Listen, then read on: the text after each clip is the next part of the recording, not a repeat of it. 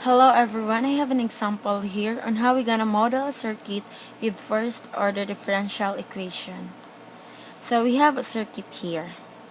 There's a voltage source and a resistor R and a capacitance C connected in series to form a series circuit. Our capacitor, our resistor, and our voltage source. There is so this is the direction of the current. So the polarity across the resistor here is positive and negative, same the polarity here in our capacitor. So positive and negative, and our voltage source is negative and positive.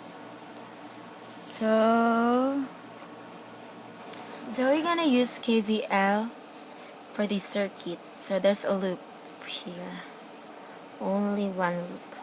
So there's a voltage rise across our voltage source and a voltage drop across our resistor and a voltage drop across our capacitor. So the sum of our voltage rise is equal to the sum of our voltage drop. So for our voltage rise is our voltage source, while our voltage drop is the voltage across the resistor and a voltage across the capacitor. So this. And for our VR is IR. And for our voltage across the capacitor is Q over C. Here. So we have a form of differential equation here using Ohm's law. This is our differential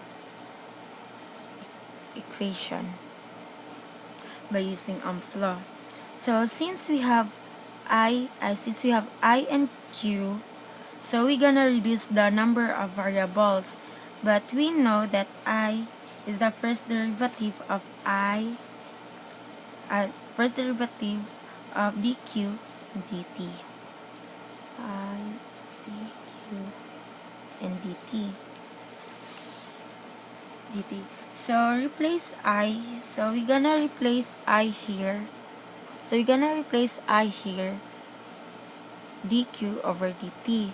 So it's gonna be Vs equals to R dq over dt, which is dq over dt, plus q over c. So that's it.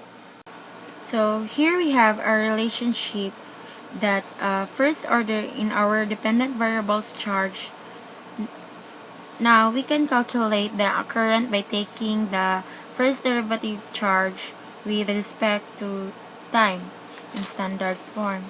So dq over dt plus 1 over rs times q, which is equal to vs over r.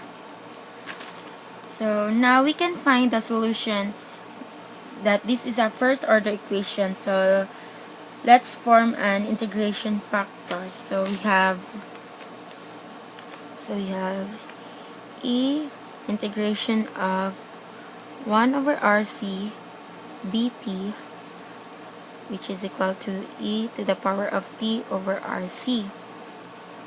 So if our solution can be formed based our integration factor by forming this equation, d over dt times e t to the power over rc times q, which our q here is our variable, and which is equal to vs over r and e integration of t over rc.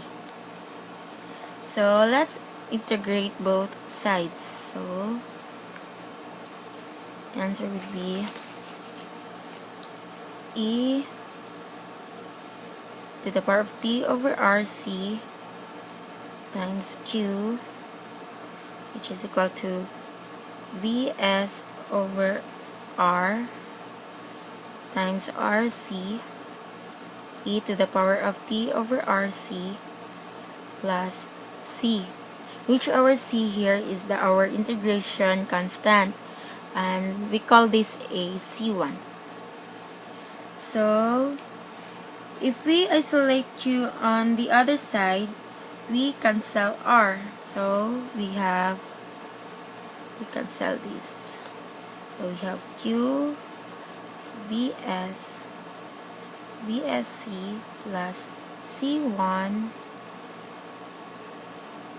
e to the power of negative t over RC. We isolate Q here. So assuming on the zero charge across the capacitor is equal to 0, so we have QO equals to, which is equal to 0 equals to VSC plus C1 e to the negative of 0 over RC, which implies C1 equal to negative VSC. So we can get Q is equals to VSC plus minus VSC e to the power of negative t over RC. So we have Q VSC times 1 minus e to the power of negative t over RC. So we can get the current from here by taking the first derivative of I equals to dq over dt, which is equal to VSC over RC times e to the power of negative t over RC. So equals to Vs over R e to the power of negative t over RC. Why? Because we cancel C here. So this is Vs over R, and we have here negative and negative, so we have positive e to the power of negative t over RC. So that's our expression for our current. So this is our expression for our current. For our time constant is equal to R equals to C. Our time constant, which is equals to R times C. So to look at our circuit here, after a certain amount of time, the capacitor blocks the current, and therefore the voltage across the capacitor and the current through the resistor will end up to 0. So therefore we found the solution to be true. So our current is equal to I equal to Vs over R e to the negative t over RC. This is our current. And for our change of time, is Q is equal to VSC times 1 minus e to the power of negative t over RC. So here. And for our time constant is e to RC. So the end. Thank you. And